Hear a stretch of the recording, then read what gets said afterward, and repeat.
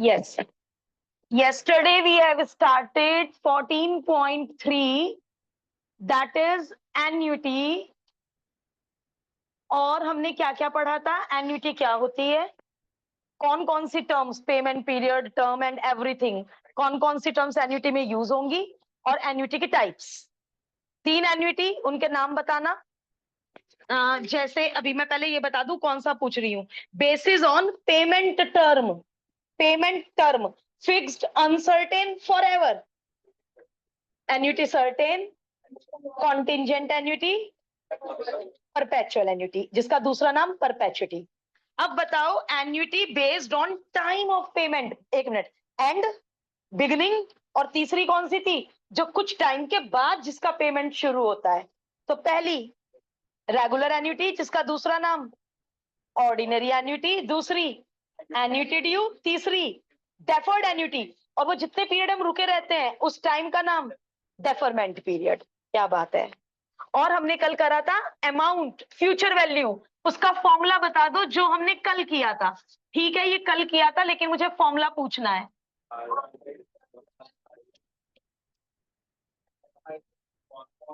Very good. और कल हमने इसको डिराइव किया था, फिर हमने इसके 2 एग्जाम्पल किए थे। अब इस एन्युटी को आगे बढ़ाते हैं और अब हम सीखेंगे present value. Present value of regular annuity, जिसका दूसरा नाम ऑर्डिनरी एन्युटी भी होता है। और यही formula next year sinking fund में काम आएगा, क्योंकि सिंकिंग फंड में भी हम कुछ पैसा, मान लो हम 5 साल तक पैसा जमा करते रहते हैं सिंकिंग फंड में, वो डिपेंड करेगा मंथली या हाफ ईयरली या एनुअली, वो डिपेंड करेगा। और 5 साल बाद वो टोटल पैसा हमें मिल जाएगा जिस भी चीज के लिए हमने वो सिंकिंग फंड डेवलप किया होगा। तो सेम फॉर्मूला हमें 12th में सिंकिंग फंड में काम आएगा। जब मैं इस बार मैंने 12th को पढ़ाया तो मैंने कहा ये फॉर्मूला तो 11th में किया था। आधों के फेसेस ब्लैंक थे कि अच्छा 11th में किया था। आप मत भूलना। Present value of regular annuity. अब कल वाला डायग्राम बना लेते हैं। एन्युटी में, रेगुलर एन्युटी में कब होता है पेमेंट? पीरियड खत्म होने के बाद। एक पीरियड खत्म हुआ, रुपए दे दिए, दूसरा पीरियड खत्म हुआ, रुपए दे दिए, तीसरा पीरियड खत्म हुआ, रुपए दे दिए, nth पीरियड खत्म हुआ, रुपए दे दिए, n-1 में भी रुपए दे दिए।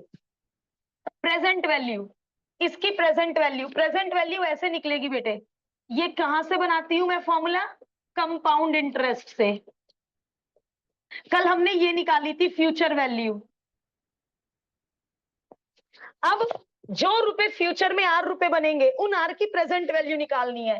तो फ्यूचर वैल्यू की जगह आ जाएगा और ये प्रेजेंट वैल्यू मुझे निकालनी है बेटे।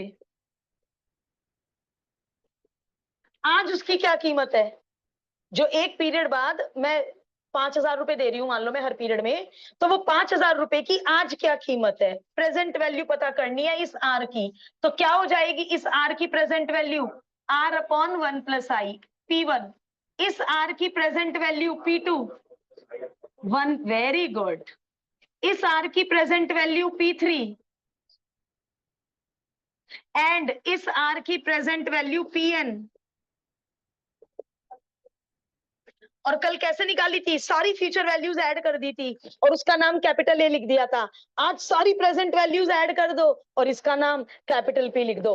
कल भी जीपी की nth टर्म का सम यूज हुआ था, आज भी जीपी की n टर्म्स का सम यूज होगा। जरा मुझसे पहले कोशिश करना डिराइव करने की, क्योंकि हमने कल ही ताजा ताजा डेरिवेशन किया था। और जिन लोगों को भी डेरिवेशन करने में गुस्सा आ रहा है, कोई बात नहीं, एक बार कर लो, डेरिवेशन एग्जाम में नहीं पूछेंगे।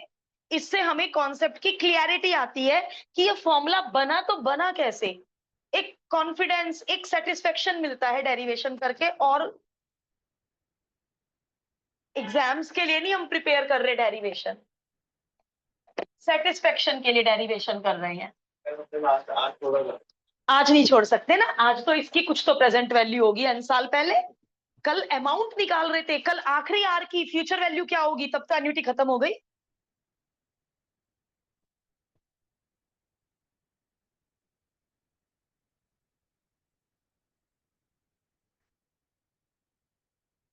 कल हमें असेंडिंग ऑर्डर में करना पड़ा था, आज नहीं करना पड़ेगा असेंडिंग ऑर्डर में, आज पहले से ही असेंडिंग ऑर्डर में है। कल याद है सीक्वेंस को उल्टा किया था कल हमने, आज नहीं करना पड़ेगा। सारी प्रेजेंट वैल्यूज को ऐड कर देंगे, पहली प्रेजेंट वैल्यू, दूसरी प्रेजेंट वैल्यू, तीसरी प्रेजेंट वैल्यू एंड nth वाले पेमेंट की प्रेजेंट वैल्यू। अब आप बिना बुक में देखे जीपी का फॉर्मूला लगाया था हमने एस एन का, ए इंटू आर की power n minus one upon r minus one. अच्छा, आज कॉमन रेशो वन से छोटा है, तो आज मैं फॉर्मूला लगा रही हूं वन माइनस आर की पावर एन। अच्छा, फर्क तो कुछ नहीं पता है, पड़ता है, सबको पता है, ऊपर नीचे से माइनस कॉमन आके कट जाएगा, बट क्योंकि आज मेरा आर वन से छोटा है तो मैंने इसलिए सम का ये वाला फॉर्मूला प्रीफर किया।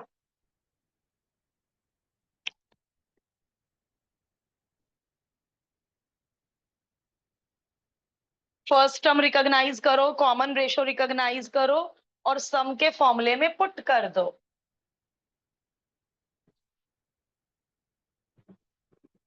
फॉर्मूला अपने आप मलाई मक्खन की तरह डिराइव हो जाएगा, बस जीपी आना चाहिए। और जीपी का टेस्ट भी हो चुका है, जीपी हमें आती है।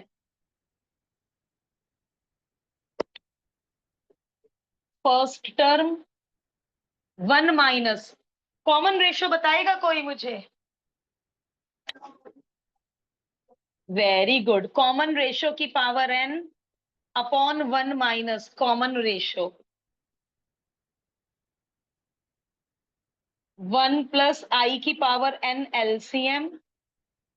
एलसीएम लेने की जरूरत ही नहीं है, एक काम करते हैं, एलसीएम लेके वन प्लस आई दो जगह आएगा, एलसीएम मत लो। वन की पावर एन वन होता है और इसको रेसिप्रोकल करके पावर नेगेटिव बना दो, नीचे ले लो बेटे एलसीएम। नीचे एलसीएम लेने का ये रहा मकसद, वन भी गया, क्या बात है। लो भाई, हो गया simple formula derive. Okay, good evening बेटा। बिल्कुल बेटा माइनस ही आएगा, मैं गलत हूं, माइनस को मैंने लास्ट स्टेप में प्लस बना दिया। ये हो गया फॉर्मूला डिराइव, वो अमाउंट का है। अब दोनों में डिफरेंस अपने माइंड में सेट कर लो। मैंने उल्टा पुल्टा करते हुए भी देखा है बच्चों को, कभी मन करता है प्लस एन, कभी मन करता है अरे या प्रेजेंट वैल्यू में पावर माइनस एन है, फ्यूचर वैल्यू में present value power plus n है, उसमें वन पहले है, इसमें वन बाद में है। कंफ्यूज नहीं होना है, लेकिन इतना एग्जाम में टाइम नहीं कि हम डिराइव कर लेंगे, कंफ्यूज हो गए तो फॉर्मूला तो आपको याद ही करके जाना है।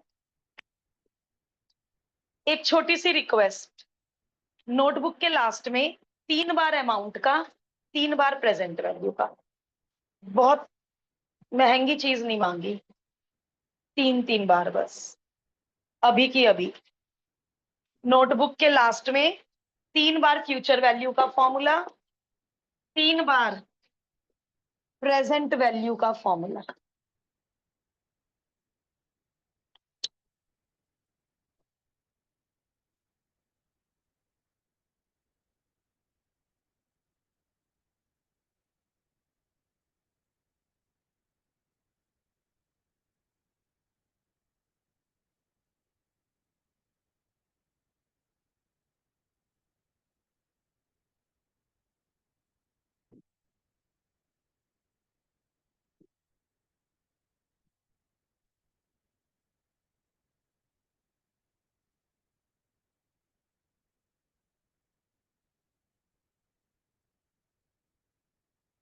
अपने मन में बोल बोल के बेटा, केवल ये नहीं कि मैम का कहना है बस मानना है, मकसद ये माइंड में प्रिंट हो जाए आप लोगों के, ये मकसद है।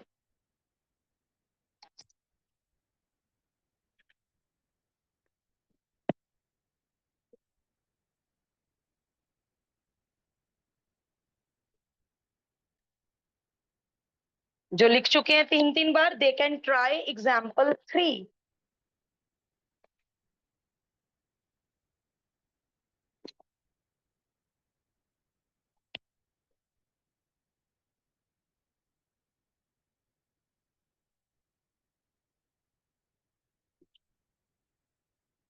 अरे ये तो साफ साफ ही बोल दिया, इसमें तो आप क्या ही पहचानोगे। 1000 रुपीज 3 साल तक लगातार पे करे, रेट 12% और एनुअली, शाबाश, एनुअली, एनुअली, तो एन हो गया 3, सब कुछ पता है, डायरेक्ट केवल और केवल फॉर्मूला लगाना है, आंसर पाना है, कोई ट्रिक नहीं है। एग्जाम्पल में भी फॉर्मूला लिखो, गुस्सा आए तो भी लिखना। 1 में आई ऐड किया, power -n upon I, big bracket close. अब कहां है दिक्कत? हमेशा की तरह फेयर नोटबुक में जो वैल्यू आपको नहीं आती उसे x मान लो, उसे x मान लो, एज यूजुअल जो हम इतने दिनों से कर रहे हैं, taking log both the side. एक बात से मैं बहुत खुश हूं, ईच एंड एवरी बच्चे को लॉग और एंटी लॉग बहुत अच्छे से देखना आ गया, and I am really happy for that. क्या फटाफट तुम मुझे वैल्यूज देख देख के अब बताते हो। ये स्टैंडर्ड है, पहले से ही स्टैंडर्ड है। लॉग देखते हुए डेसिमल भूल जाते हैं, 11 का 2 में देखना है, 1 2 9 4, और क्योंकि ये स्टैंडर्ड है तो characteristic will be anti log. देख लिया, शाबाश, 0492, कोई बात नहीं, 0492। ओहो, माइनस का पंगा, माइनस का एंटी लॉग नहीं देख सकते, नेगेटिव को पॉजिटिव बनाना पड़ेगा, शाबाश, नेगेटिव को बार में कन्वर्ट करना पड़ेगा। नेगेटिव का एंटी लॉग नहीं, पहले 3 से मल्टीप्लाई, 3 2 जा 6, 3 9 जा 27, 2 कैरी ऑन, 3 4 जा 12 एंड 2 14, और 4 डिजिट से पहले पॉइंट, 4 डिजिट से पहले पॉइंट, और नेगेटिव, और नेगेटिव। हाँ बिल्कुल सही, वेरी गुड। -1 +1 और माइनस के साथ ये बचा हुआ। जरा मुझे कोई रिकॉल कराना, 0 की जगह 3 होता तो क्या प्लस और माइनस होता, सुनना चाहती हूँ। 0 की जगह -3 होता तो क्या माइनस और,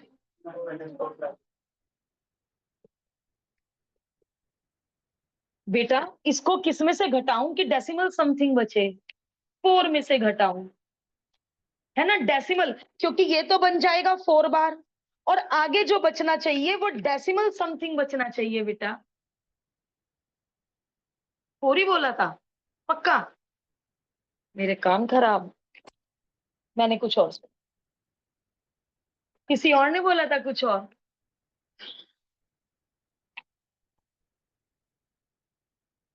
-1 + 1 बार बन जाता है, 1 में से ये सब्ट्रैक्ट करके बताना है,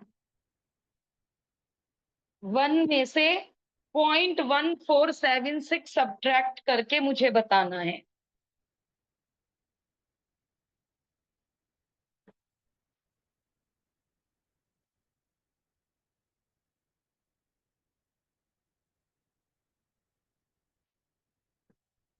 फाइव,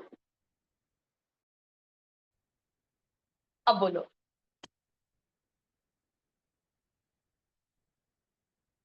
8524। अब मैं एंटीलॉग देख सकती हूँ,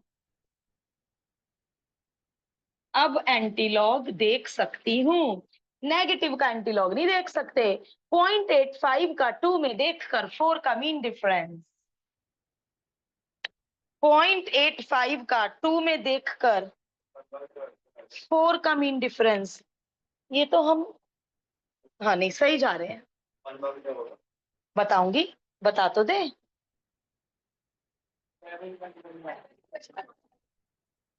चलो अब रिवाइज करा रही हूँ, तुल्य पूछ रहे हैं 1 बार का क्या होगा, क्या समझा रखा है बेटा, 1 बार का क्या होगा, n-1 रूल लगेगा, 1 में से 1 गया 0, शुरू में डेसिमल आ जाएगा।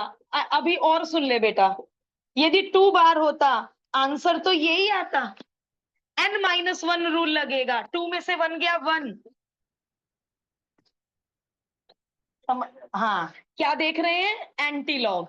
यदि 3 बार होता, यदि 3 बार होता, अतुल्य बता बेटा, तो 7,119 तो आएगा ही आएगा, n-1 रूल, 2 0 और डेसिमल। और यदि यहाँ होता है 1 तो n+1 रूल लगता है, खूब अब आ गया लॉग एंटी लॉग। हाँ, 0 नहीं लगता। हाँ, यदि यहाँ 2 होता, तूने कहा आगे लगता है 0। यदि 2 होता तो 2 + 1 3, तो 3 डिजिट के बाद डेसिमल आता, भूलना नहीं है। चलिए भर दीजिए x की वैल्यू 0.7119.12। अब now calculate and tally the answer. Book से कैलकुलेशन की मदद नहीं लेनी है, कैलकुलेटर कान पकड़ लो, कैलकुलेटर यूज नहीं करेंगे जब तक 12th खत्म नहीं होगी। हायर क्लासेस में अलाउड हुआ तो यूज कर लेना, सीबीएसई बोर्ड कैलकुलेटर अलाउ नहीं करता। अप्लाइड मैथ वालों को यदि कैलकुलेटर अलाउ कर दें तो मजा ही आ जाए।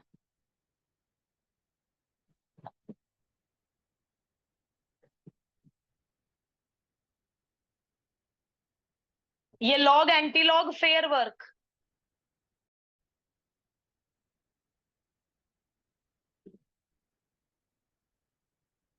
एग्जाम्पल नंबर 4 में मेरे लास्ट ईयर बहुत बच्चा पजल हुआ, मेरे बच्चे यही नहीं बता पाए। सॉल्यूशन पे हाथ रख लो बेटा प्लीज, मुझे देख के मत बताना फिर तो कि लो मैम हमें तो पता है ये क्या है, एग्जाम हमने सॉल्यूशन में देख लिया। कुछ बच्चे, 2-4 बच्चे यही नहीं बता पाए 10,000 प्रेजेंट वैल्यू है या आर है। अभी क्वेश्चन पढ़ते हैं।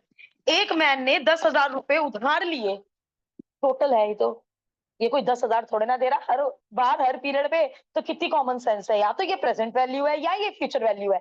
जब ये एग्जाम में आएगा तो मुझे कोई पता है कि ये प्रेजेंट वैल्यू के टॉपिक के बाद है एग्जाम्पल। तो अब हम पता लगाते हैं ये कैपिटल पी है या कैपिटल ए है। 10,000 रुपए उधार लिए और एग्री, और क्या शर्त मानी कि 3 इक्वल इंस्टॉलमेंट 6 महीने ईच, यानी हाफ ईयरली का क्वेश्चन है। हर 6 महीने बाद 3 बार रुपए आर पे करूंगा, रुपए आर पे करूंगा 3 बार हर 6 महीने बाद।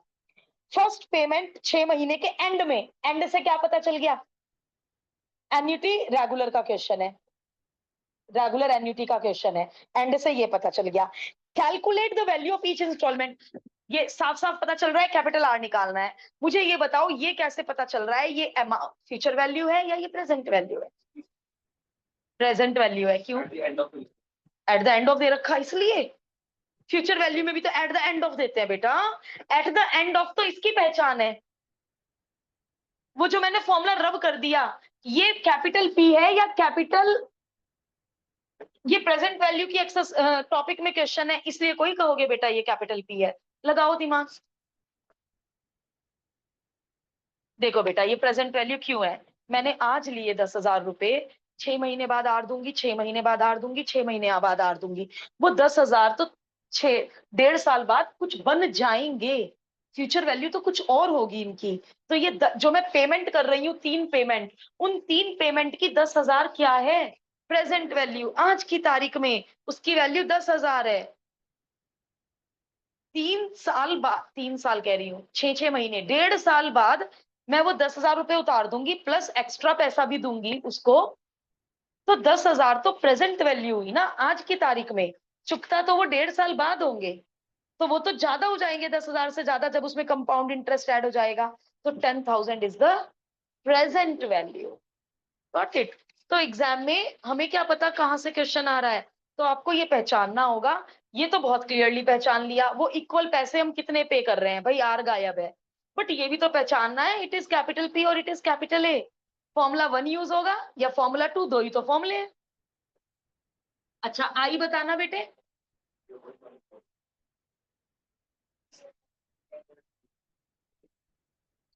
परसेंट में बता दो। 5% यानी, और क्या चाहिए, एन, हर 6 महीने बाद, तो एन को क्या लोगे 3, और रेट को 5 क्यों लिया तुमने, 10 दे रखा था हाफ ईयरली के कारण। 3 इंस्टॉलमेंट 6 महीने बाद 1.5 साल, 1.5 साल को तुमने 2 से मल्टीप्लाई करके 3 कर दिया, और नहीं तो ऐसे गिन लो, वो खुद ही कह रहा है 3 इंस्टॉलमेंट, तो एन तो 3 हो गया। 1.5 पहले मैं 1.5 1.5 इमेजिन करूं, फिर 2 से मल्टीप्लाई करूं, अरे भैया 3 बार पेमेंट करनी है। बस रेट को आधा करना यदि हम भूल गए, पूरा क्वेश्चन कट हो जाएगा, फॉर्मूले का हमें दान दया का आधा नंबर मिल जाएगा फॉर्मूला लिखने का। चलो फॉर्मूला सुना दो, मुझे तो याद है नहीं।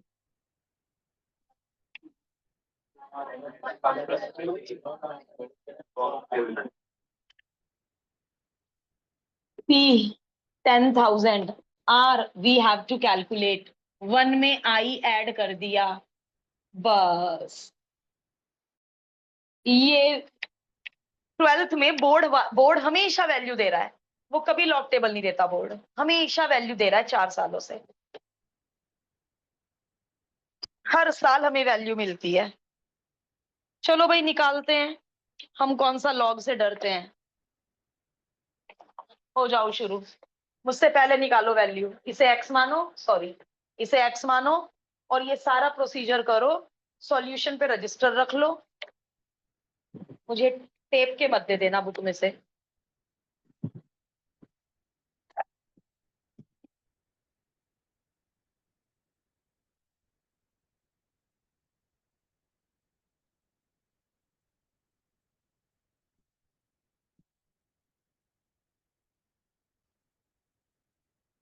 असबा आपको आया बेटा लॉग एंटी लॉग थोड़ा थोड़ा? Yes ma'am.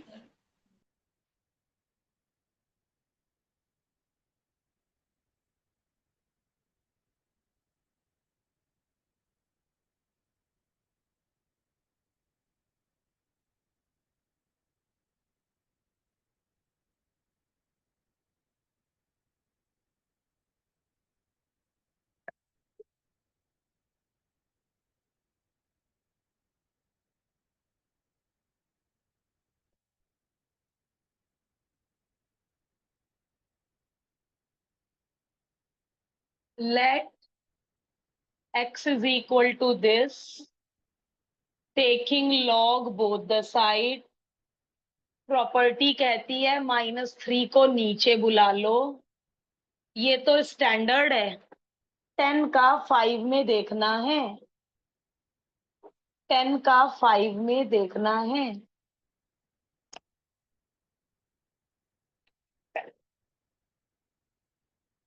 क्योंकि स्टैंडर्ड है तो करेक्टरिस्टिक इज 0। 3 2 जा 6, 3 2 जा 6, 3 1 जा 3। नेगेटिव का एंटीलॉग नहीं देख सकते, -1 + 1 करना पड़ेगा। अब 1 में से ये सब्ट्रैक्ट करना पड़ेगा, और -1 + 1 बार बन गया। अब आपको 1 में से 0.0636 सब्ट्रैक्ट करना है।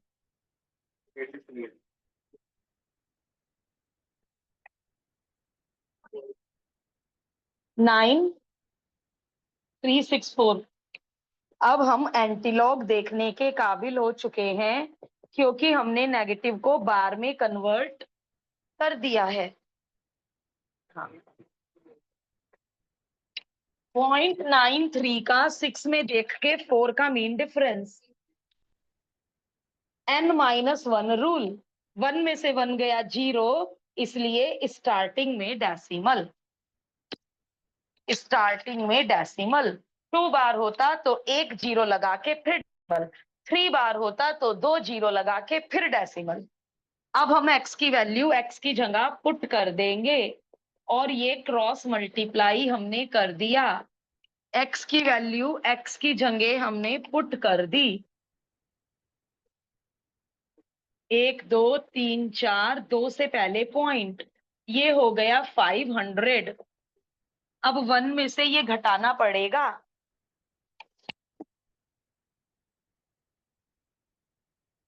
लाउड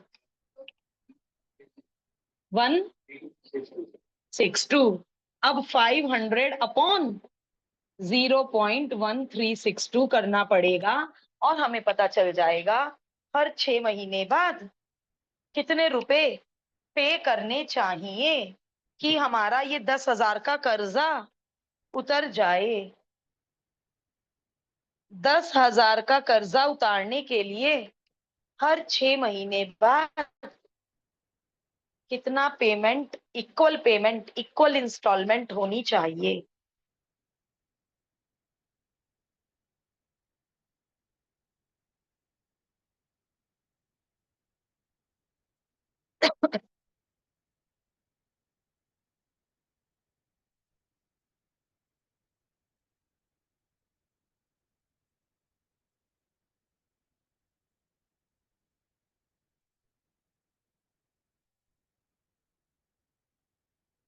डेसिमल हटाकर 1 2 3 4।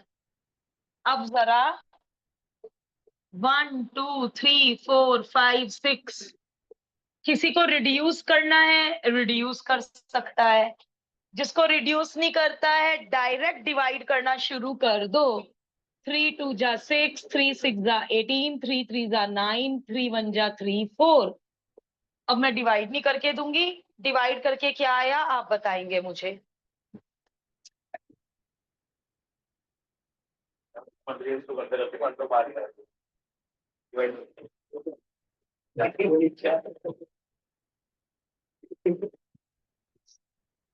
ईश्वर शक्ति दो।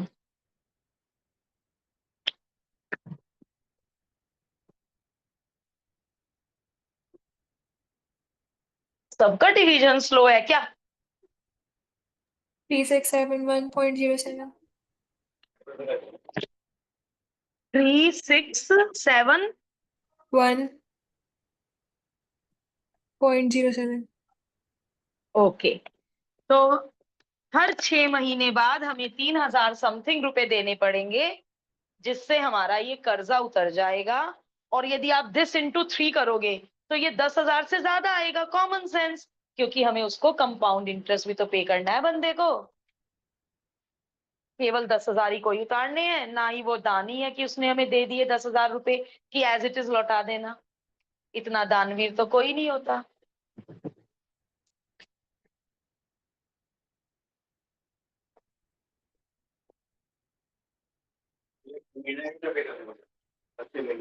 एक्स्ट्रा पे? ये एक्स्ट्रा पे नहीं है बेटा। हर 6 महीने बाद इतना पे करेगा। अब यदि आप इतना इंटू 3 करोगे तो मैं कह रही हूँ ये 10,000 से ज्यादा आएगा और आना भी चाहिए। Example 5 and 6 deleted this year. Net present value deleted this year. Now come to exercise. अरे अरे अरे अरे, एक मिनट। इन्होंने इस एग्जाम्पल को, अरे मैं सॉरी, प्रेजेंट वैल्यू वाला टॉपिक खोलो। हम एन्युटी टेबल से तो फॉर्मूला लिखा ही नहीं हमने। एन्युटी टेबल से फॉर्मूला पहले अमाउंट का याद कराओ। एन्युटी टेबल से क्या फॉर्मूला था अमाउंट का? Capital R. Similarly present value का भी एन्युटी वैल्यू से फॉर्मूला होता है एन्युटी टेबल से।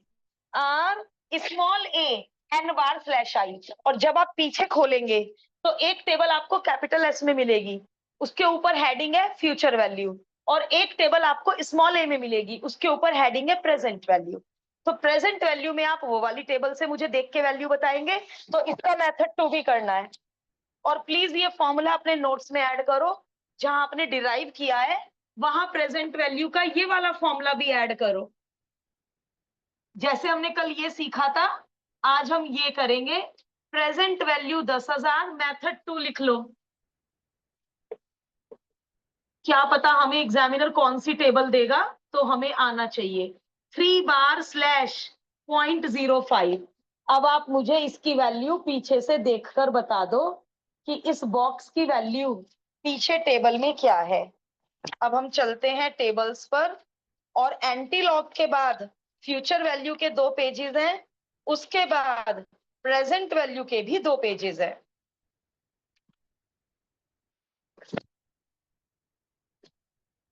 पहले लॉग के पेजेस हैं, फिर एंटी लॉग के पेजेस हैं, फिर अमाउंट के 2 पेजेस हैं। सॉरी, अमाउंट के तो 3 पेजेस हैं, 1 2 3। देख लिया। 3 का 0.05 में, 0.05 नेक्स्ट पेज पर है। 2.7232। असबा आद्विका ने तो खैर रिकॉर्डिंग देख ली कल की। बेटा एंटी लॉग के बाद एक टेबल है जिसके ऊपर लिखा है प्रेजेंट, आप लोग कैलकुलेट कर लीजिए, मैं उसको एक बार दिखा दूं। टेबल की हेडिंग है प्रेजेंट वैल्यू ऑफ एन्युटी। मिले आपको असबा ये पेजेस? एंटी लॉग के बाद 3 पेजेस हैं अमाउंट के, और फिर 3 पेजेस हैं बेटा प्रेजेंट वैल्यू के, यस मैम। है ना। पहले पेज पे सबसे पहला रेट है 0.0025, फिर 0.005, दूसरे पेज पर 0.02 पहला रेट है, और लास्ट कॉलम में हमारे वाला रेट है 0.05। लास्ट कॉलम देख बेटा, बिल्कुल लास्ट कॉलम। मिला यस। बेटे 0.05।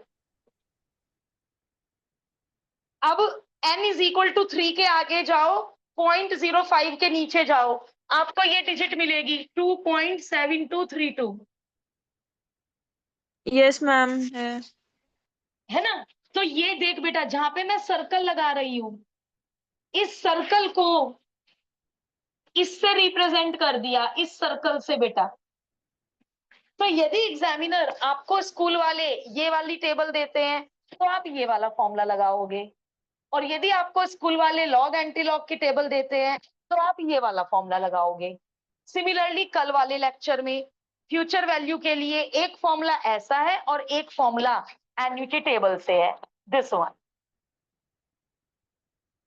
कल का लेक्चर देखे बिना बिल्कुल क्लियरिटी नहीं आ सकती बाबू।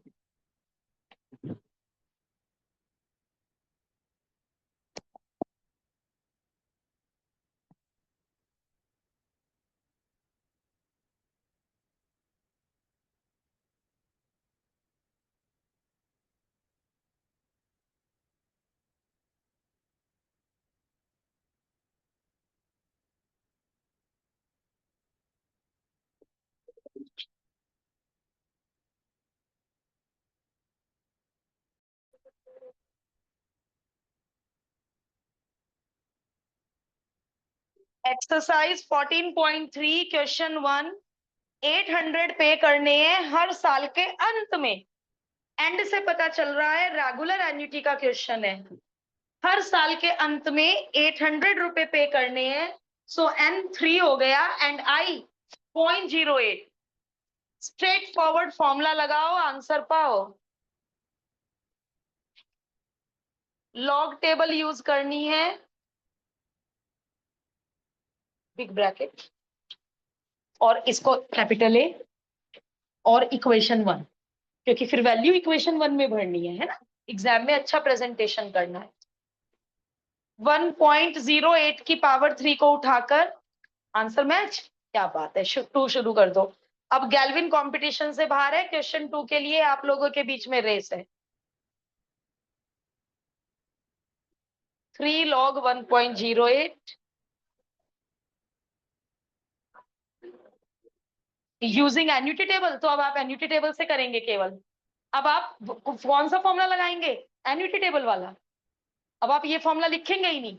अमाउंट का है, प्रेजेंट वैल्यू का क्वेश्चन है, पढ़ के बताओ अमाउंट का। ओके, तो जब उन्होंने लिखा है यूजिंग एन्युटी टेबल तो मजबूरी है, आप पीछे आंसर ही नहीं मैच होगा, वरना कुछ रुपयों का फर्क आ जाएगा।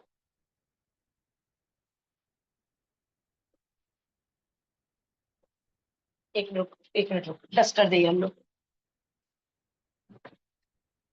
और इधर आ जाओ। बहुत नीचे मत लिखो, इधर आ जाओ, लिखो putting the value of x in equation 1। Presentation boards में ऐसा करना कि टीचर भी खुश हो जाए।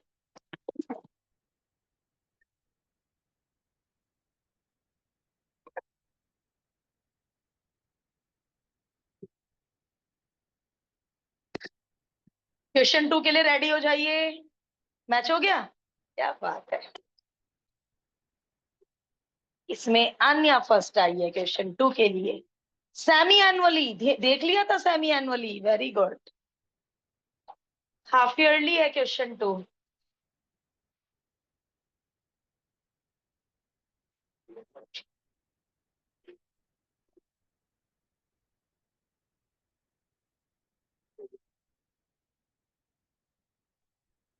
बॉक्स में हाईलाइट कर दो बेटा। Very good, very very good. Anya आजा बेटा। Question number 2। ये इतनी स्पेस एनफ है मेरे ख्याल से, छोटा सा फॉर्मूला है, फॉर्मूला लगाओ आंसर पाओ। एस, हाँ बिल्कुल सही लिखा है।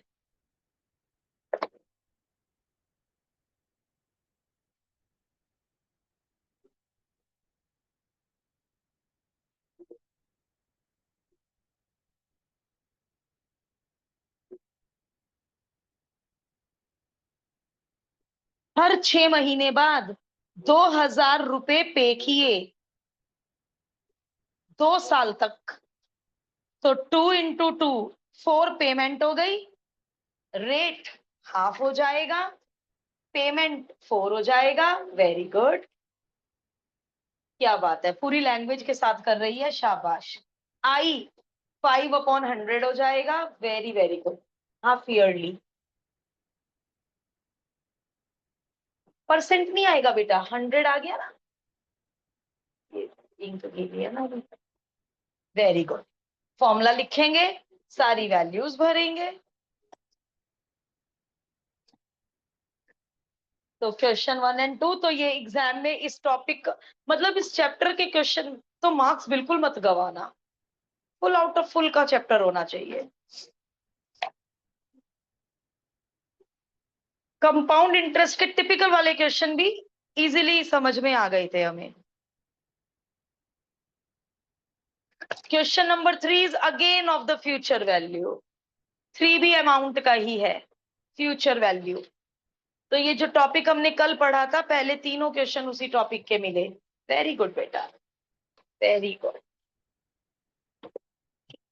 4/I, वैल्यू भर दी टेबल से, और आंसर एग्जैक्ट क्यों मैच हो गया हमारा, क्योंकि हमने वही किया, उन्होंने कहा एन्युटी टेबल तो हमने एन्युटी टेबल से किया। लॉग से करते तो थोड़ा बहुत आंसर में फर्क आ जाता। थर्ड में, अरे वाह, नहीं वैल्यू दे रखी है ना, लॉग देखने की जरूरत। हाँ तो क्वार्टरली हो गया, 3 4 12, एक साल में 12 महीने, एवरी 3 महीने के बाद, यानी क्वेश्चन क्वार्टरली हो गया। So rate will be divided by 4, time will be multiplied by 4। चलो क्वार्टरली का क्वेश्चन भी करने को मिला, गुड। अब देखते हैं 3 का आंसर किसका मैच होगा।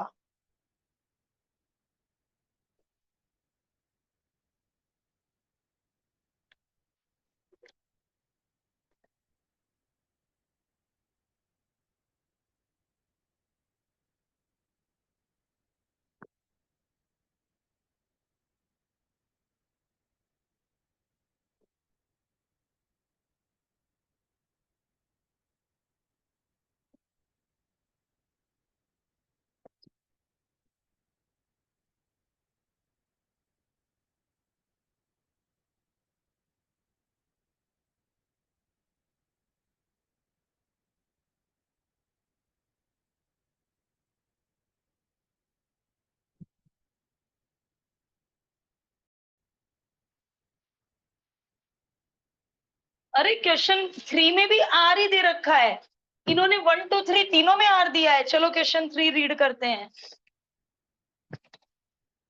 फाइंड द अमाउंट, ये तो साफ साफ ही लिख रहे हैं, फाइंड द अमाउंट। क्या सोचना है ऐसे क्वेश्चन हुए। एन्युटी ऑफ 1500 की एन्युटी पे कर रहे हैं हर 3 महीने बाद। हमारा एक बच्चा 3 महीने से पजल हो गया था। कौन? हर 3 महीने बाद मतलब पेमेंट क्वार्टरली की जा रही है, so time will be multiplied by 4 and rate will be divided by 4। 3% quarterly, very good. n is equal to 4, एक ही साल है क्वेश्चन में, 1 ईयर, अच्छा। So n is equal to 4। Formula लगाओ आंसर पाओ, दिमाग लगाने की नीड ही नहीं है।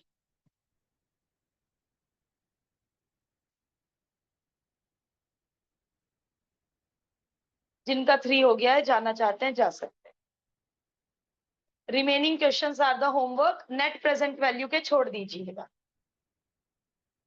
इन केस किसी के स्कूल में कराए जाएंगे तो मुझे इन्फॉर्म करना, हम भी कर लेंगे क्लास में।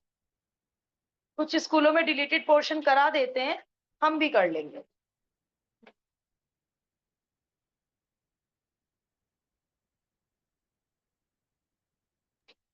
Ma'am, what is the timings of the test tomorrow?